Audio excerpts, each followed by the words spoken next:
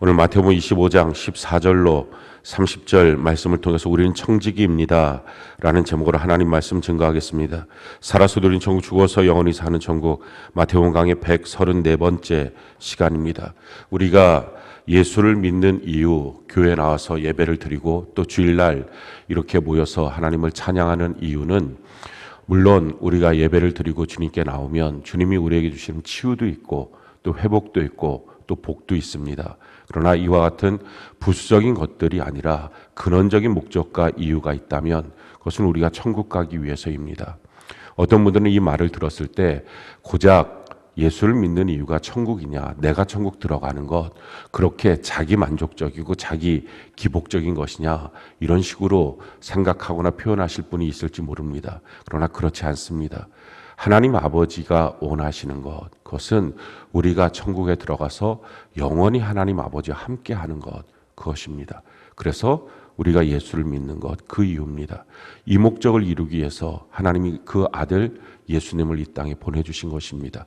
십자가를 지고 우리의 모든 죄를 짊어지고 죽으심을 통해서 죄가 있으면 천국에 갈 수 없기 때문에 천국에 가는 길을 열어놓으신 것입니다. 그런 점에서 우리가 예수 믿고 천국을 가야 된다는 것, 이것은 예수 믿는 가장 근원적이고 유일한 목적이고 이유일 수 있습니다. 우리가 어떻게 천국 갈 수 있을까요? 우리의 모습 그대로는 천국 못 갑니다. 우리가 태어난 모습 갖고서는 안 되고 거듭나야 됩니다. 다시 한번 두 번째 태어나야 합니다. 육신으로 얻어진 것, 이것을 갖고서는 안 되고 하나님 아버지가 우리의 아버지가 되시는 것, 하나님의 아들과 딸이 되는 두 번째 태어나는, 영으로 태어나는, 거듭 태어나는 이 일을 통해서만이 우리가 천국에 갈 수 있습니다. 성경은 이것을 우리에게 이와 같이 말씀합니다. 요한복음 3장 3절 같이 한번 한 목소리 읽어볼까요? 시작. 예수께서 대답하여 이르시되 진실로 진실로 내게 이르노니 사람이 거듭나지 아니하면 하나님의 나라를 볼 수 없느니라. 거듭나야 된다. 두 번째 태어나야 된다. 하나님의 아들과 딸로 태어나야 된다. 그래야 천국 들어갈 수 있습니다. 그런데 거듭난다. 어떻게 거듭날 수 있습니까? 성경은 우리에게 이렇게 말씀합니다. 요한복음 3장 16절 같이 한번 한 목소리 읽어볼까요? 시작. 하나님이 세상을 이처럼 사랑하사 독생자를 주셨으니 이는 그를 믿는 자마다 멸망하지 않고 영생을 얻게 하려 하심이라. 하나님이 우리를 위해서 독생자를 보내주셨다. 그 독생자를 보내주신 이를 믿는 자, 그가 바로 영생을 얻는다라는 것입니다. 우리가 부모로부터 태어나서 육체를 갖고 있을 때 받은 생명, 그것을 목숨이라고 말합니다. 목의 숨을 갖고서 사는 것입니다. 그런데 어느 날 목의 숨이 끊어지면 우리는 소멸하고 마는 것입니다. 하나님이 우리의 아버지가 되었을 때 하나님이 우리에게 주는 생명, 그것은 영원한 생명, 영생입니다. 그래서 이터널 라이프, 이 영생을 얻는 것, 이게 거듭나는 건데 하나님의 아들을 믿는 믿음을 갖고 있을 때 이 영생을 얻게 된다라는 것입니다. 그렇다면 그 하나님의 아들을 어떻게 믿어야 합니까? 성경은 우리에게 이렇게 말합니다. 로마서 10장 9절 같이 한번 한 목소리 읽어볼까요? 시작. 내가 만일 내 입으로 예수를 주로 시인하며 또 하나님께서 그를 죽은 자 가운데서 살리신 것을 내 마음에 믿으면 구원을 받으리라. 예수님이 나의 주인이십니다. 이렇게 믿어야 된다 하는 것입니다. 이 땅에 예수님을 믿는 사람들의 내용들을 보면 여러 가지 내용들이 있습니다. 어떤 사람은 그냥 신이다 이렇게 믿는 사람이 있고, 어떤 사람은 예수님 나의 구원자다 이렇게 믿는 사람들이 있습니다. 내 병을 고쳐주셨다, 내 문제를 해결해 주신다, 나에게 복을 주신다, 내 삶의 어떤 어려운 문제를 해결해 주신다, 이런 믿음들도 있습니다. 또 예수님이 4대 성인 중에 한 분이지 이렇게 믿는 사람도 있습니다. 근데 이런 믿음을 갖고서는 천국에 들어갈 수 없다라는 것입니다. 이것은 구원을 얻는 믿음이 아닙니다. 예수님이 나의 주인이시다, 이렇게 믿는 사람, 이 사람이 천국에 들어가는 믿음이 된다라는 것입니다. 내 시간에, 내 물질에, 내 생에, 또 내 마음의 주인이시다, 이렇게 믿는 자들이 천국에 들어갈 수 있다라는 것입니다. 성경 전체는 우리의 주인 되신 하나님, 예수님이 어떤 분이신가, 또 그분을 어떻게 주인으로 섬기고 믿어야 할 것인가, 여기에 대해서 다 쓰여져 있습니다. 그래서 성경대로 믿고 성경대로 순종할 때 우리가 천국에 들어갈 수 있는 것입니다. 교회 나오는 이유, 여러분들이 신앙생활을 하는 이유, 천국 가도록 하는 것입니다. 그냥 교회 왔다 갔다 하는 것 아무 의미 없습니다. 교회 안에서 다른 어떤 재미와 만족을 얻겠다는 것, 그것도 사실은 가치 없는 일입니다. 교회 나왔을 때 천국 가도록 그것에 합당한 신앙생활을 하는 것, 그러기 위해서 교회를 나오고 그러기 위해서 지금 예배를 드리는 것, 이것만이 가치가 있는 것입니다. 마태복음 25장의 말씀은 누가 도대체 천국 가느냐, 이 말씀을 주는 것입니다. 마지막 재림과 주님의 재림과 심판에 대해서 주님 앞에 칭찬받고 천국 들어갈 수 있는 믿음의 사람은 누구고, 그날에 갔을 때 결국은 책망받고 지옥 가는 인생은 누구냐, 같은 예배당 안에 있어도 천국 가는 사람 누구고 지옥 가는 사람 누구냐, 이런 것들을 말씀하시는 것, 세 가지 비유를 통해서 말씀하시는 내용, 이것이 바로 마태복음 25장의 내용입니다. 첫 번째 비유가 열처녀 비유였죠. 우리가 전번에 다루었던 내용입니다. 열처녀, 5처녀는 슬기롭고 5처녀는 밀어냈다. 그런데 그냥 단순하게 슬기롭고 밀어냈다 이 문제가 아니라 그 슬기롭고 밀어난 그 차이가 천국과 지옥으로 가는 차이였다라는 것입니다. 근데 사실은 그들의 차이를 보면 큰 차이가 없습니다. 똑같이 신랑을 기다렸습니다. 또 똑같이 등불이 있었습니다. 이 등불은 신앙의 등불이고 신랑은 예수님입니다. 예수님을 기다리고 또 재림하신 예수님을 기다리고 또 예수님을 향한 신앙의 등불도 갖고 있었습니다. 심지어 같이 졸며 같이 자기도 했습니다. 그런데 결정적인 차이, 그것은 기름이 있느냐 없느냐의 차이였습니다. 기름이 있는 자가 칭찬받고 천국 가고요, 기름이 없었던 자는 지옥 갈 수밖에 없었다라는 것이 첫 번째 비유입니다. 기름은 뭡니까? 등불이 계속 한결같이 타오르게 하는 것, 그게 바로 기름입니다. 우리의 신앙생활이라고 하는 건 사실 한결같는다는 것이 어렵습니다. 왜냐하면 변화많은 세상 속에 여러 가지 사건 사고가 있습니다. 또 우리 자신도 연약합니다. 그런 점에서 한결같은 신앙을 갖는다는 것, 이거 쉽지 않습니다. 그런데 주님 말씀합니다. 한결같지 않으면 넌 지옥 가. 한결같아야만 천국 가는 거야. 이 말씀이 첫 번째 비유의 말씀입니다. 우리 신앙생활 할 때 어느 때는 이런 환경 때문에, 이런 사람 때문에, 이런 일들 때문에 내 신앙이 한결같지 않았어요. 근데 주님의 경고의 말씀입니다. 너가 지금까지 그렇게 살았어도 이제부터는 너 한결같은 신앙 이어야 돼 라는 것입니다. 왜냐하면 우리가 한결같지 않은 그 순간에 우리 가까운데 있는 그 누군가가 실족하고 넘어지고 시험 듭니다. 누군가를 죽이고 혼자 살아있는 너는 천국 못 가. 그 말씀이에요. 너도 살고 남도 살고 그런 자가 천국 가는 거지, 너 혼자 살아있는 것, 그거 천국 못 가는 거야 라고 지금 주님이 말씀하시는 거죠. 우리가 믿음의 조상이라고 말하는 아브라함, 그 믿음을 성경은 뭐라고 우리에게 말씀합니까? 이렇게 말씀하죠. 로마서 4장 18절로 19절 같이 한번 읽어볼까요? 시작. 아브라함이 바랄 수 없는 중에 바라고 믿었으니 이는 내 후손이 이같으리라고 하신 말씀대로 많은 민족의 조상이 되게 하려 하심이라. 그가 100세나 되어 자기 몸이 죽은 것 같고 사라의 태가 죽은 것 같음을 알고도 믿음이 약하여지지 아니하고, 바랄 수 없는 중에도 바라는 것, 다 알면서도 꾸준히 하나님의 말씀을 믿는 믿음, 변경되지 않고 흔들리지 않는 그 믿음, 그 믿음이 하나님이 인정하는 믿음입니다. 그러니 변명하고 남탓하고 이럴 수밖에 없었다 말하는 것, 그건 믿음이 아닙니다. 성경은 그래서 믿음을 종종 금과 같다라고 말합니다. 우리가 어떤 조건에서도 변화되지 않는 믿음, 그 믿음을 갖고 천국 들어가도록 우리 신앙생활 할 때 그렇게 우리가 만들어 가야 합니다. 변화무쌍한 상태에서 어쩔 수 없었다고 변명하는 믿음, 그거 갖고서 마지막 날에 우리는 천국 들어갈 수 없습니다. 우리가 제대로 된 믿음으로 우리가 훈련되고 연습되고 제대로 세워지는 은혜가 꼭 있기를 바랍니다. 어떻게 해야 변화많은 세상 속에서 변함없는 믿음을 소유할 수 있을까요? 날마다 자기의 믿음을 점검해 봐야 합니다. 아침과 저녁으로 정말 자기가 믿음의 사람인지 이거 점검해 봐야 합니다. 왜냐하면 속기 쉽기 때문에 그래요. 믿음 있다고 착각하기 때문에 그래요. 그래서 믿음 있는 척하다가 자기 주변 사람들까지 다 죽여버리는 것입니다. 믿음 있는 엄마가 왜 저래? 믿음 있는 아빠가 왜 저래? 아, 교회 나왔을 때 믿음 있는 저 사람 왜 저래? 사실 믿음이 있었기 때문에 그게 아니었거든요. 믿음이 없으니까 실족시킨 거거든요. 근데 믿음이 있는 척하고 살다 보니까 믿음이라는 말 때문에 주변 사람들도 다 죽인 것입니다. 교회 나온 연조, 이건 믿음을 말하고 있지 않아요. 교회에서의 직분, 이것도 믿음을 말하고 있지 않아요. 종교적인 행위, 주일날 내가 교회로 오지, 이것이 믿음의 결과물일 수는 있어도 이게 믿음이 있다라고 증명해 주진 않습니다. 성경에 대한 지식의 많은 말들, 그래서 아는 척하는 많은 말들, 이런 것들이 그가 믿음이 있다 증명될 수 없습니다. 그럼 믿음이 있다는 건 무엇으로 증명됩니까? 한 가지로만 증명돼요. 내 안에 예수님이 계시는가? 그걸로만 증명되는 거예요. 성경은 우리에게 이와 같이 말씀합니다. 고린도서 13장 5절 같이 한번 읽어볼까요? 시작. 여러분은 자기가 믿음 안에 있는지를 스스로 시험해 보고 스스로 검증해 보십시오.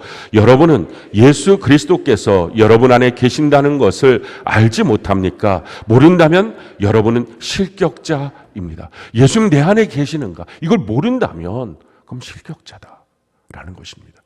지금 여러분들은 어떻습니까? 늘 마음속에 예수님이 계신 것 여러분들이 알고 있습니까? 그 사람이 믿음 있는 사람인 거예요. 자, 예수님 내 안에 계신다. 이걸 아는 사람은 어떤 반응이 나올까요?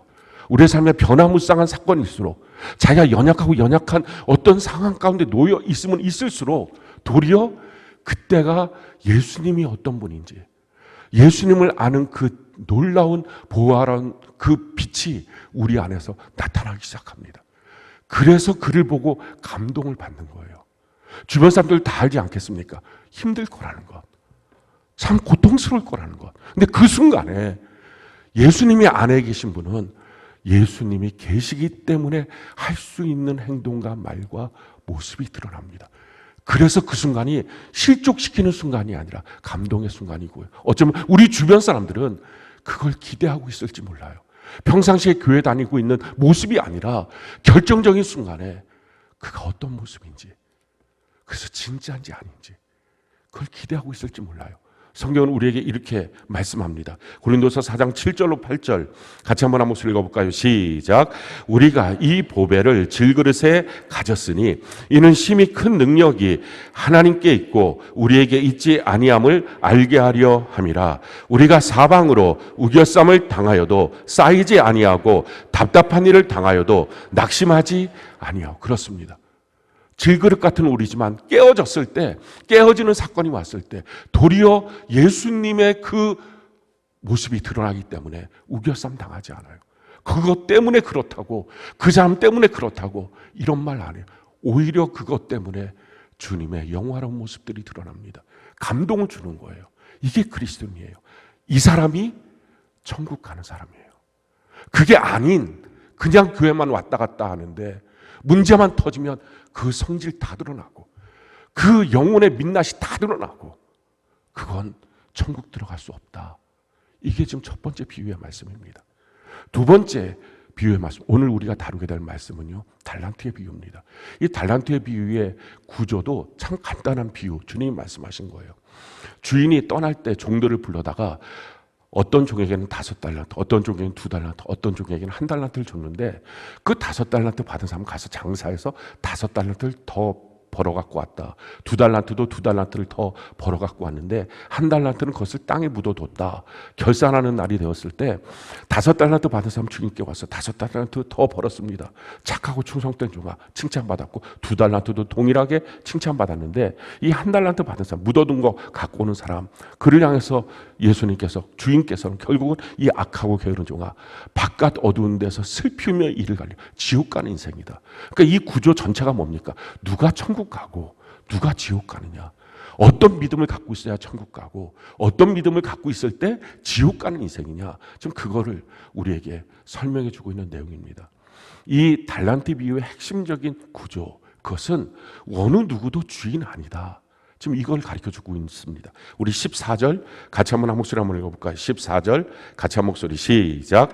또 어떤 사람이 타국에 갈 때 그 종들을 불러 자기 소유를 맡김과 같으니, 자기 게 아니라 주인의 소유를 맡은 것입니다. 그래서 청직이 관리인이라는 것입니다. 우리 누구도 자기가 주인이 아닌 거예요. 우리 누구도 자기 것을 갖고 이 땅에 살지 않습니다. 자기 생명도 내 거 아니잖아요. 육체 내가 만든 거 아니잖아요. 공기, 땅, 우주 만물 내가 하나도 만든 게 아니에요. 하나님이 만든 것, 그걸 지금 우리가 맡아서 관리인으로, 청지기로 지금 사용하고 있는 것. 지금 우리의 모습이 이런 모습입니다. 성경은 우리에게 이와 같이 말씀을 합니다. 로마서 11장 36절 같이 한번 한 목소리 한번 읽어볼까요? 시작. 이는 만물이 주에게서 나오고 주로 말미암고 주에게로 돌아갑니다. 그에게 영광이 세세에 있을지어다. 아멘. 만물이 주님으로부터 나온 것입니다. 하나도 우리가 무엇인가를 첨가해서 만들어 놓은 것이 없습니다. 그러니까 우리 누구도 주인은 아니에요. 다 청지기, 관리인으로 이 땅을 삽니다. 근데 여기서 이 하나님이 주셨을 때 특징을 말하고 있어요. 첫 번째 특징은 15절 같이 한번 한 목소리 한번 읽어볼까요? 시작.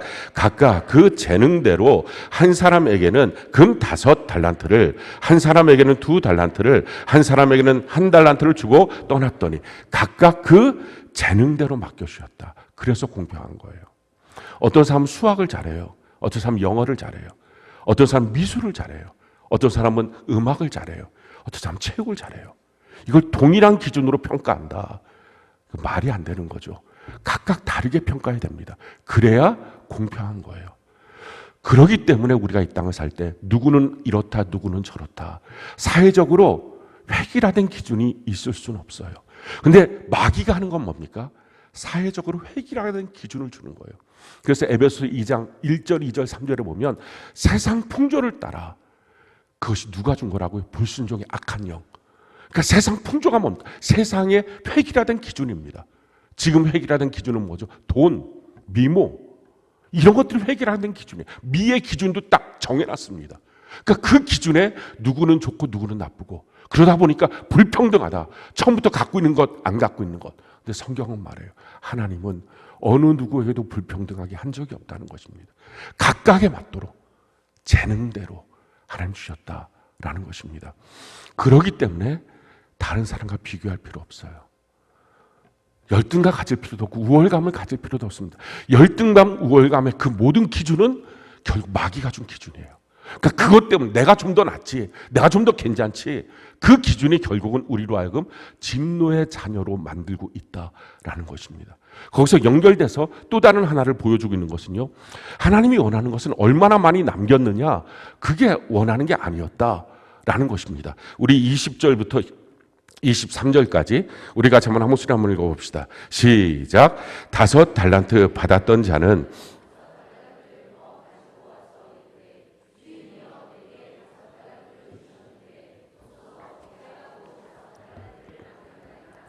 그 주인이 이르되 잘하였도다 착하고 충성된 종아, 내가 적은 일에 충성하였음에 내가 많은 것을 내게 맡기리니 내 주인의 즐거움에 참여할지어다 하고 2달란트 받았던 자도 와서 이르되 주인이여 내게 2달란트를 주셨는데 보소서 내가 또 2달란트를 남겼나이다. 그 주인이 이르되 잘하였도다 착하고 충성된 종아, 내가 적은 일에 충성하였음에 내가 많은 것을 내게 맡기리니 내 주인의 즐거움에 참여할지어다 하고 5달란트를 남겼든지 2달란트를 남겼든지 칭찬은 동일합니다. 그러니까 얼마나 많이 남겼느냐, 이거 기준 아니에요. 우리 한 사람 한 사람은요, 상품이 아니라고요. 똑같은 기준의 상품으로 얼마나 많이 남기고 있느냐, 이게 아니에요. 우리 한 사람 한 사람은 하나님의 작품이에요. 성경은 우리에게 이와 같이 말씀합니다. 에베소서 2장 10절 같이 한번 한 목소리 읽어볼까요? 시작.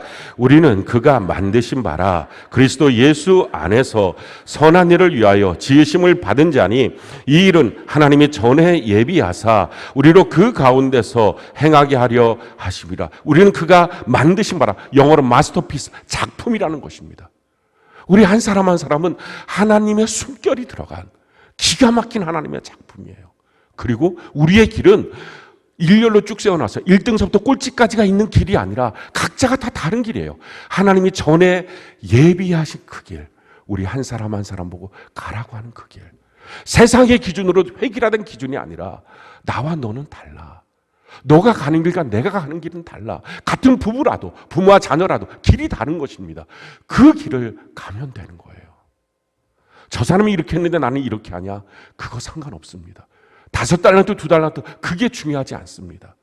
그래서 우리가 가는 것 다른 사람과 비교하지 마시고요. 정 비교하고 싶으면 어제의 나와 오늘의 나를 비교하십시오. 그리고 내일의 나 어떤 인생인지 그걸 비교하십시오. 내가 점점 예수님을 닮아가고 있는지 그걸 비교하십시오. 가장 중요한 개념 핵심이 뭡니까? 이 달란트 비유는요, 2종류의 인생을 말하고 있는 거예요. 3사람이 등장하는 것 같지만 5달란트, 2달란트, 1달란트가 등장하는 것 같지만 사실은 2종류예요. 주인 대신 예수님을 인정하고 사는 사람, 그렇지 않고 자기가 주인 돼서 사는 사람. 사람들은 주인이 참 많죠. 돈도 주인이고 회사도 주인이고 가족 중에 누군가가 주인이고 그리고 자기가 주인이고 심지어는 자기의 육체가 주인이고 그런 일들, 이런 것들이 아니라 정말 예수님이 나의 주인이시다. 이걸 믿고 사는 사람과 그렇지 않은 사람, 자기가 주인 된 사람, 이 2종류의 사람입니다. 예수님 나의 주인이시다 이렇게 믿는 사람 참 행복하죠. 왜냐하면 내게 닥쳐오는 모든 문제가 내 문제가 아니잖아요. 주인의 문제잖아요. 좋은 일도 주님께 그래서 감사하고 힘든 일도 주님 거 그러니까 기도하고. 뭐가 어렵고 힘들겠어요? 어떤 일이 오든지 다 주님 것이니까 주님이 공급하시고 보호하시고 책임져 주시고 인도해 주실 것이 분명하니까 세상에 대한 염려도 걱정도 없습니다. 그래서 성경은 우리에게 이렇게 말씀하죠. 로마서 8장 28절로 32절 우리가 한번 한 목소리 읽어볼까요? 시작. 우리가 알거니와 하나님을 사랑하는 자 곧 그의 뜻대로 부르심을 입은 자들에게는 모든 것이 합력하여 선을 이루느니라. 하나님이 미리 아신 자들로 또한 그 아들의 형상을 본받게 하기 위하여 미리 정하셨으니 이는 그로 많은 형제 중에서 맏아들이 되게 하려 하심이니라. 또 미리 정하신 그들을 또한 부르시고 부르신 그들을 또한 의롭다 하시고 의롭다 하신 그들을 또한 영화롭게 하셨느니라. 그런즉 이 일에 대하여 우리가 무슨 말 하리요? 만일 하나님이 우리를 위하시면 누가 우리를 대적하리요? 자기 아들을 아끼지 아니하시고 우리 모든 사람을 위하여 내주시니가 어찌 그 아들과 함께 모든 것을 우리에게 주시지 아니하겠느냐. 우리가 알거니 하나님을 사랑하는 자, 하나님을 사랑하는 방식이 뭐예요? 하나님이 나의 주인이시다. 이걸 인정하고 믿는 것이 주님을 사랑하는 것입니다. 그냥 주님 사랑해요, 주님 사랑해요. 그게 아니고 그냥 노래 부르고 찬양한다고 주님 사랑하는 게 아니라 예수님 나의 주인이십니다. 그 주인됨을 인정하는 것, 이게 진짜 주님을 사랑하는 거죠.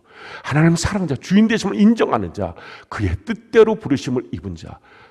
내 삶은 주님의 뜻 가운데 있습니다. 그 뜻대로 난 부르심을 받았습니다. 이 사람은요, 믿는 거예요. 좋은 일, 나쁜 일 다 주님의 일이니 선하신 주님, 전능하신 주님 안에서 모든 것이 합력하여 선이 된다 하는 걸 믿는 것입니다. 그 과정 속에 발견하는 것은 무엇입니까? 그걸 통해서 내가 예수님을 닮아갑니다. 맏아들 대신 예수님을 내가 닮아갑니다.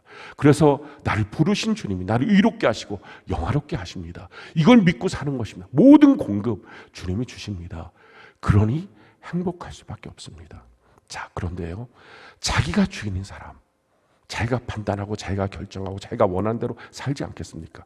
언뜻 보면 이 사람이 더 행복할 것 같아요. 근데 사실은 그렇지가 않았다는 것입니다. 오늘 성경이 뭐라고 말합니까? 24절부터 26절까지 우리가 한번 한번 한번 읽어볼까요? 시작. 한 달란트 받았던 자는 와서 이르되 주인이여 당신은 굳은 사람이라 심지 않은 데서 거두고 해치지 않은 데서 모으는 줄을 내가 알았으므로 두려워하여 나가서 당신의 달란트를 땅에 감추어 두었나이다. 보소서 당신의 것을 가지셨나이다. 그 주인이 대답하여 이르되 악하고 게으른 자, 거기까지요. 악하고 게으른 종아. 우리가 성경을 자꾸 읽다 보니까 그냥 이게 쉬운 문장 같지만 사실은 앞뒤가 안 맞는 말입니다. 악하가 지금 누가 평가하는 거예요? 주인이 평가하는 거예요. 그러니까 이 종이 누구에게 악한 거예요? 주인에게 악한 거예요. 주인은 생사여탈권을 갖고 있는데 주인에게 어떻게 악할 수 있어요? 또 그러니까 그건 주인의 앞에서 종이 아닌 거죠. 게으르다. 이 사람 뭐 아무것도 안 하고 맨날 놀고 있었다. 그 얘기가 아니라 이 게으르다는 말은 주인의 일은 항상 뒷견이고 자기 일이 먼저입니다. 자기 것이 먼저예요. 이게 어떻게 종이에요? 주인의 일을 하기 위해서 불러놓은 게 종인데 주인의 일은 뒤로 던져놓고 항상 자기 일이 먼저인 사람. 그러니까 지금 이 사람은 뭡니까? 본질은 종인데 자기가 종인 줄 모르는 것입니다. 자기가 주인인 줄 알고 사는 거예요. 먼저 그 나라와 그 의를 구하라. 나머지 모든 걸 하나님 주시겠다. 이건 당연한 말씀인 거죠. 충성된 종으로 살게 되면 종이니까 주인의 나라와 주인의 의를 구하는 건 너무 당연한 건데 이것 때문에 갈등하고 있는 사람, 그 사람 누구예요? 자기가 주인인 사람. 그걸 세상 사람이라고 말하는 거죠. 그러니까 자기가 주인인 사람의 특징이 지금 뭐라고 말합니까? 하나님 향해서 엄격하다라고 말해요. 아니 자기가 판단하고 자기가 일하고 자기가 하면서 왜 하나님께 그럽니까? 이상한 것은요, 자기가 주인이면 이런 거예요. 주변 사람들 보면서 다 자꾸 판단이 돼요. 저건 왜 저래? 저 인간은 왜 저 모양이야? 왜 저 사람 나한테 이런 식으로 해? 왜 나한테 상처만 줘? 왜 나한테 이렇게 힘들게 해? 자꾸 주변이 판단이 되는 것입니다. 그러면서 그 말이 위로 올라가서 하나님은 어떻게 이런 식으로 대합니까? 하나님은 어떻게 나한테 이런 식으로 이런 사람들만 내게 주셨습니까? 원망이 나오는 거예요. 그리고 인생을 살면서 자꾸 두려워지는 거예요. 또 상처받고 또 힘들어지고 또 아플까봐 또 괴로워질까봐 내 인생에 어떤 문제가 생길까봐 자꾸 두려워지는 것입니다. 그게 자기가 주인된 사람의 모습이에요. 제가 이번에 미국 달라스 포트워스 거기에 갔었는데요. 그 토요일 날 그 달라스를 가기 위해서 차를 몰고서 이제 가는데 차를 렌트해 갖고 이제 가고 있는데 뭐 내비게이션이 그 미국 내비게이션이 저한테 익숙하지 않으니까 가다가 잘못 길을 들었어요. 그게 달라스 바로 옆에 있는 덴튼으로 제가 갔어요. 근데 가다가 보니까 이 전혀 달라스 같은 느낌이 안 드는 거예요. 그래갖고 이거 이상하다 해보니까 덴튼으로 가고 있었던 거예요. 돌아와서 다시 이제 저희가 가려고 했던 포트워스 쪽으로 다시 움직였는데 바로 그 시간이 여러분들도 아는 것처럼 그 토요일 날 달라스에 있었던 총격으로 9명이 죽었던 사건이 있었던 그 시간입니다. 그러니까 어떻게 보면 제가 달라스에 갔으면 뭐 그게 대상이 저일 수도 있었던 일이 되는 거죠. 그리고 그 다음날 제가 오해신 전사님 섬기고 있는 그 빛의 교회에 가서 예배를 드리게 됐는데 그 예배 드릴 때 그 교회 담임 목사님이 예배를 시작하면서 기도하면서 이렇게 기도를 하시더라고요. 하나님, 예배 드리기 싫습니다. 기도하기도 싫습니다. 가슴이 너무 무겁고 답답해서 살 수가 없습니다. 그 교회에 한 분이 막 울면서 예배를 드리는데 두 분이었는데 그렇게 울면서 예배를 드리는데 그분의 아주 가까운 지인이 거기서 죽은 거예요. 그리고 그 다음날 예배를 드리는 거죠. 그러니까 그 교회 전체의 성도들이 다 그것이 공감이 되고 연결이 됐던 거죠. 그 슬픔이. 그러면서 하나님 예배 드리기 싫어요. 어떻게 이럴 수 있어요? 그렇게 기도하는 것입니다. 그러면서 이렇게 이어서 기도를 해요. 그럼에도 불구하고 하나님, 이 모든 사건 속에서 나의 유한함을 발견합니다. 그렇습니다. 우리는 우리의 인생을 통제할 수 없습니다. 하나님, 5분 앞에 무슨 일이 생길지 알지 못합니다. 그래서 내가 우리 인생의 주인 될 수 없습니다. 그리고 이 땅이 영원할 수 없다는 것도 압니다. 그래서 천국을 바라봅니다. 그렇게 기도하는 거예요. 예수님이 주인 된 사람은요, 자기 앞에 이해할 수 없는 어떤 사건이 생기면 누구든지 정말 예배드리기 싫어지고 기도하기 싫어지고 성경 읽기도 싫어지고 말씀 듣기도 싫어지고 그럴 수 있습니다. 그러나 이내 마음이 바뀌죠. 그걸 통해서 자기 자신의 유한함을 발견합니다. 나는 내 삶을 통제할 수 없어요. 내가 계획 세우고 어디로 간다는 것, 무엇을 하겠다는 것, 그게 제대로 언제든지 된다. 그럴 수 없다는 것 주님 압니다. 그리고 이 땅이 끝이 아니라, 그러니까 주님, 이 유한한 세상 속에서 하나님을 믿고 영원한 천국을 바라보겠습니다. 이 고백이 나오는 거죠. 그런데 만약 자기가 주인인 사람은 어떡할까요? 하늘을 향해서 두 주먹을 불끈 쥐고 어떻게 이럴 수 있냐고 막 그러겠죠. 그러면서 하나님을 향해서 그거 보라고, 하나님 정말 계시면 이렇겠냐고, 선하시면 이런 일이 생기겠냐고, 어떻게 이럴 수 있냐고, 나한테 어떻게 이러냐고 하늘을 향해서 계속 주먹질을 하면서 풀리지 않는 마음을 갖고 있을 것입니다. 누가 더 행복한가요? 누가 더 가치 있는 인생을 살까요? 누가 더 자기의 삶이 그 사건 이후에 유익한 삶이 될 수 있을까요? 여러분들이 판단해 보세요. 예수님 나의 주인이라는 사실, 이걸 정말 믿고 이걸 실제로 실감하고 사는 삶, 그건 정말 가치 있는 삶이에요. 행복한 삶이에요. 우리 인생은 3생입니다. 어머니 뱃속에서의 일생을 살았죠. 그것이 사지백체 이목구비 만드는, 육체를 만드는 삶이었습니다. 그 삶의 목적은 지금 우리가 살기 위한 이 이생을 위한 조건들이었습니다. 거기서 만들었고 나왔어요. 우리는 지금 이생을 살면서 더 이상 육체를 만들지 않아요. 그때 받은 걸 갖고 사는 것입니다. 지금 우리가 하는 것은 육체를 만드는 게 아니라 우리의 마음을 만드는 거예요. 우리의 영혼을 만드는 거예요. 그래서 그 마음을 갖고 삼생인 영원한 천국에 우리가 들어가는 것입니다. 우리가 이 땅을 사는 동안에 육체를 위해서 사는 것, 그건 무의미한 것입니다. 왜냐하면 천국에 들어가는 그날 우리의 육체는 홀연히 바뀌어져요. 그래서 영원한 천국에 가장 빛나는 모습으로 우리 모두가 들어가게 될 것입니다. 성경은 우리에게 이와 같이 말씀하고 있어요. 고린도서 15장 43절로 44절, 51절로 52절 같이 한번 읽어볼까요? 시작. 욕된 것으로 심고 영광스러운 것으로 다시 살아나며 약한 것으로 심고 강한 것으로 다시 살아나며 육의 몸으로 심고 신령한 몸으로 다시 살아나나니 육의 몸이 있은즉 또 영의 몸도 있느니라. 보라, 내가 너희에게 비밀을 말하노니 우리가 다 잠잘 것이 아니요 마지막 나팔의 순식간에 홀연히 다 변화되리니 나팔 소리가 나매 죽은 자들이 썩지 아니할 것으로 다시 살아나고 우리도 변화되리라. 천국 가는 그날 우리가 홀연히 다 바뀌어집니다. 무엇이 바뀌어져요? 우리의 육체가 다 바뀌어져요. 지금 우리가 사는 동안에는 미인도 있고 또 미인이 아닌 사람도 있을 것입니다. 뭐 또 우리의 모습이 어떤 사람 크고 어떤 사람 작고 어떤 사람 장애가 있고 건강하고 여러 가지의 편차가 있을 것입니다. 근데 그날 우리가 영원한 천국에 올라갈 때는 다 영광스러운 모습, 최절정의 아름다운 모습으로 우리가 다 바뀌어질 거예요. 그런 점에서 우리가 이 땅을 사는 동안 주를 위해 충성하기 위해서 육체를 단련하는 것은 의미가 있지만 그 이상을 넘어가서 쓸데없이 성령하고 더 예쁘게 보이고 더 아름답게 보이고 사실은 다 가치 없는 일입니다. 그날 천국 가는 사람이 되는 것, 이게 가치 있는 거죠. 그래서 성경은 우리에게 이렇게 말씀을 합니다. 베드로전서 3장 3절로 4절 같이 한번 읽어볼까요? 시작. 너희의 단장은 머리를 꾸미고 금을 차고 아름다운 옷을 입은 외모로 하지 말고 오직 마음에 숨은 사람을 온유하고 안정한 심령에 썩지 아니할 것으로 알아. 이는 하나님 앞에 값진 것이 마음에 숨은 사람, 그것이 온유하고 안정된 상태로 만들어가는 천국에 합당한 마음이 되도록 하는 것, 이게 가치 있는 것이다. 그러니 이 땅에 사는 동안 누가 예쁘냐 안 예쁘냐 멋있냐 안 멋있냐 차이가 있을지 몰라도 그 차이는 하나님 앞에서 가치 없는 차이고 또한 우리 스스로도 가치가 없는 차이입니다. 거기에 투자하고 그 모습 때문에 어떤 사람 열등감 갖고 그 모습 때문에 어떤 사람 우월감 갖는 거 아무짝에 소용없는 일인 것입니다. 그래서 성경은 우리에게 이렇게 말해요. 고린도서 4장 16절 같이 한번 읽어볼까요? 시작. 그러므로 우리가 낙심하노니 아직 아니하노니 우리의 겉사람은 낡아지나 우리의 속사람은 날로 새로워지는도다. 우리의 겉사람 늙어지는 것 때문에 너무 염려하지 마십시오. 이거 뭐 젊어지려고 계속 애쓰고 막 이거 다 소용없는 일입니다. 이거 겉사람은 후퇴하는 것입니다. 늙어지는 것입니다. 그러나 속사람이 어떠냐, 이게 중요하다는 것입니다. 중요한 것은요, 육체는 이렇게 다 바뀌어져서 천국 가요. 근데 성경 어디를 찾아봐도 천국 가는 그날 마음이 바뀌어서 천국 간다, 그 말은 없어요. 그러니까 지금 여러분들이 갖고 있는 그 마음 그대로 천국 가는 것입니다.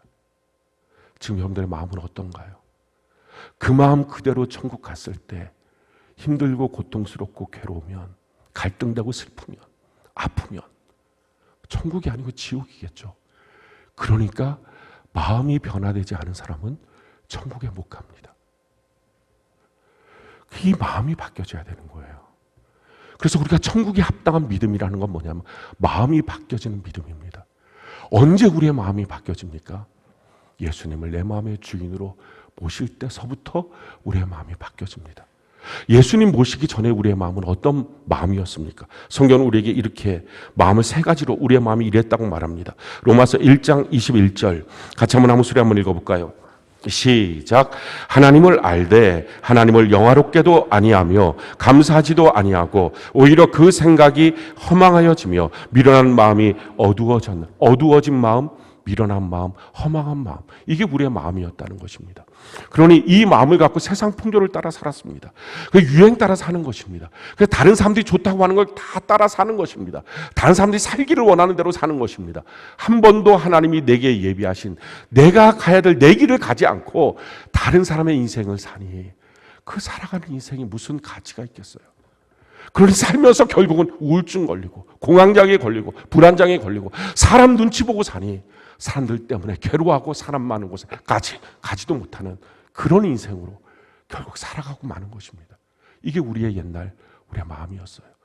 또 예수님 내 마음에 모시기 전에 그 마음은 어떤 마음입니까? 로마서 1장 24절 같이 한번 한 목소리 읽어볼까요? 시작.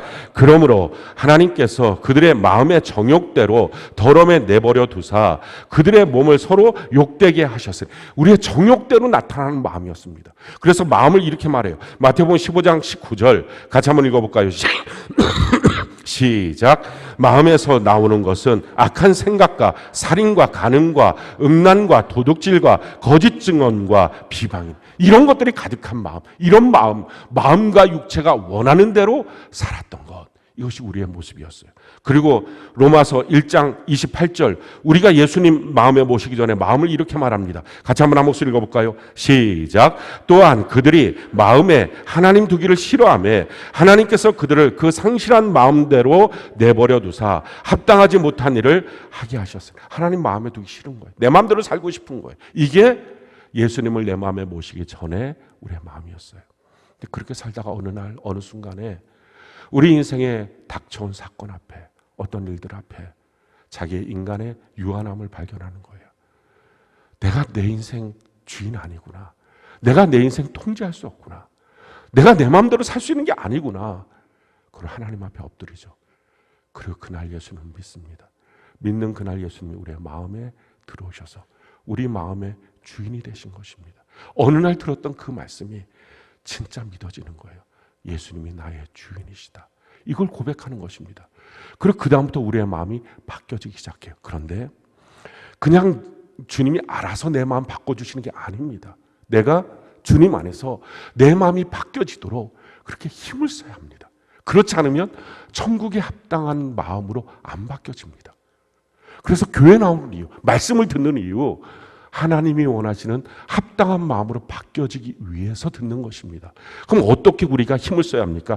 첫째 이렇게 말하고 있죠. 잠언 4장 23절 같이 한번 한 목소리 읽어볼까요? 시작. 모든 지킬 만한 것 중에 더욱 내 마음을 지키라. 생명의 근원이 이에서 납니다. 마음 지켜야 됩니다. 우리 마음 길거리 아니에요. 아무나 왔다 갔다 하게 해서는 안 돼요. 문밑장 딱 걸어 잠그고 예수님과 맞는 것만 들어오고 예수님과 맞지 않은 건 못 들어오게 합니다. 내가 너 원하지 않아. 들어오지 마. 이렇게 외쳐야 합니다. 그리고 쫓아내야 합니다. 이 일들을 반복해야 돼요. 그리고 두 번째 우리가 해야 될 것, 로마서 12장 2절 같이 한번 한 목소리 읽어볼까요? 시작.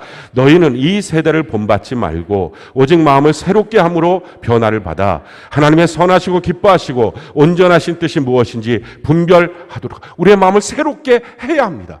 어느 날 하나님이 내 마음을 새롭게 해주는 게 아니라 내가 내 마음의 쓰레기통을 버려야 합니다.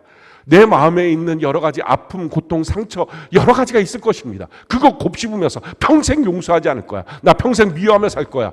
평생 나 이 고통 속에 살 거야. 그렇게 하지 마십시오. 이거를 쏟아 버려야 합니다. 새롭게 하면서 그 다음에 무엇을 해요?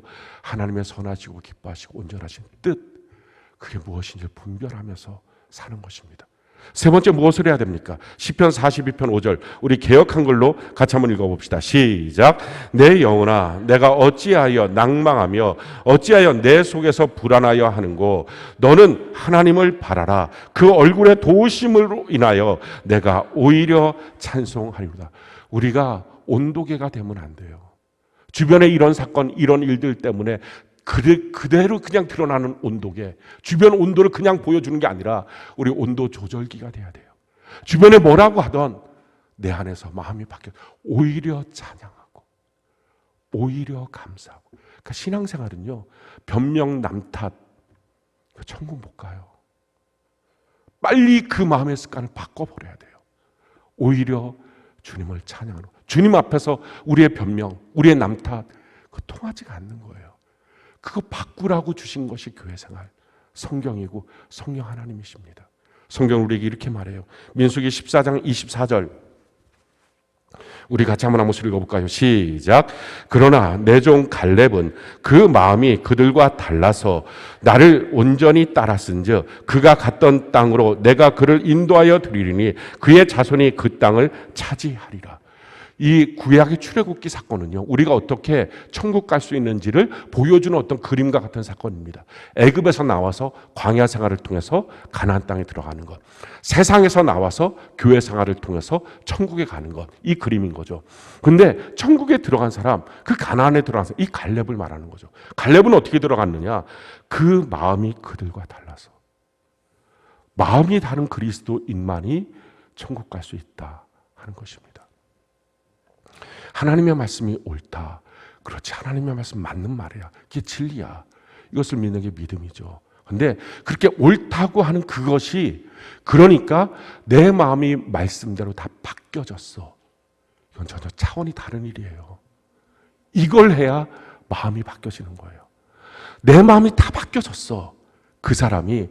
그래서 내가 먼저 손 내밀어야지. 내가 먼저 웃어야지. 내가 먼저 걸어가야지. 내가 먼저 사랑해야지. 행위가 바뀌는 것. 이것도 전혀 다른 차원이에요. 근데 이렇게 돼야 천국에 합당한 믿음이다 라는 것입니다. 사람들은요, 잘못 착각하고 있어요. 말씀이 옳다, 말씀이 맞다, 말씀 진리다. 그 진리의 말씀 내가 알아요. 그게 자기 마음이 바뀐 줄로 착각해요. 그렇지가 않은 거예요. 그래갖고 자기 마음 바뀐 줄로 착각해서 그 마음 그대로 뭐 말하면, 나한테는 그 말씀 믿는 건 너무 쉬운 일이야. 아주 이건 너무 잘 되는 일이지. 당연한 일이지. 그러다가 어느 날 어떤 사건 앞에 자기 영혼의 민낯이 그냥 드러나는 거예요. 다 실족시키는 거예요. 그렇게 마음이 바뀌지 않은 거, 그거 안 된다는 것입니다. 어떻게 해야 돼요? 통의 자복이 나오는 거예요. 주의 말씀이 맞는데 내 마음은 영 아닙니다. 내 마음은 너무 더럽습니다. 내 마음은 온통 다 그 말씀과 정반대입니다. 그러니 눈물 나오고 주님 앞에 기도하고, 주님 내 마음을 바꿔주세요. 바꾸기 원해요. 그래서 그 말씀이 내 마음을 완전히 적셔버리도록 하는 것. 이게 안 되고 그냥 말씀이 맞다는 것이 자기 마음인 줄 알고 속이고 있는 것. 이걸 위선이라고 말해요. 그 위선자의 특징은요, 자기는 다 된다고 말해요. 그러면서 자기가 막 교만해요. 그 안 되는 사람을 향해서 막 지적하고 정죄하고, 너는 안 되냐? 난 다 된다. 이게 쉽게 말하는 사람, 그들이 위선자예요. 그거 조심해야 돼요. 그리고 마음은 그렇게 주님 말씀으로 물들어서 바뀌어졌는데 내 행위가 안 되는 거, 그걸 고집이라 그래요. 왜 고집 부려요? 하기 싫으니까. 손해볼 것 같으니까. 왜 나만 하냐고 하는 마음이 드니까. 그런데 그 고집을 꺾을 때부터 그 삶에서 주님과 동행하는 삶이 나타납니다. 진짜 주님을 만나면 진짜 바뀌어요, 마음이. 주님과 동행하면 지속적으로 변화돼요. 신용 부리고 흉내내서는 안 되는 거예요. 나도 속고 남도 속이는 거예요. 진짜 바뀌어져야 돼요. 사랑하는 성도 여러분, 지금 여러분들의 마음속에 예수님이 계십니까? 그리고 지속적인 마음의 변화가 있습니까? 오늘 우리 주님 앞에 진실로 우리의 마음을 갖고 나가서 우리의 마음의 현주소를 주님 앞에 보여드리면서 주님을 구하고 주의 말씀 안에 우리가 완전히 변화되고 마음이 새로워지는 오늘 이 시간이 되는 은혜가 넘치고, 이제 앞으로 우리의 삶이, 우리의 마음이 변화되는 삶이 되는 은혜가 넘치기를 예수님 이름으로 축원합니다.